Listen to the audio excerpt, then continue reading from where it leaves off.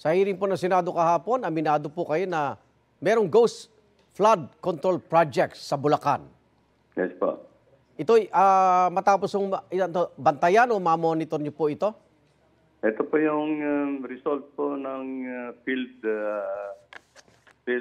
assessment po namin na ginawa doon sa mga kinapit namin na mga proyekto. Paano po ito nakalusot sa DPWH, Secretary?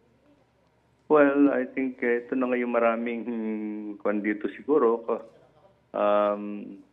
kakotsabahan o kontraktor, mga tao namin siguro, o kaya kung sino-sino pa. That's why we are going to fully document. Opo. Ilang ghost projects po itong pinag-uusapan natin? Well, I think ang initial pa nila dito is marami-rami ng konti. Pero lahat ito, Bulacan pa lang po, Secretary. Yes, I think Bulacan. I think ang kwento lang naman dito, I hope that this is the isolated case po nito kasi wala na po akong naririnig. Wala doon sa other areas.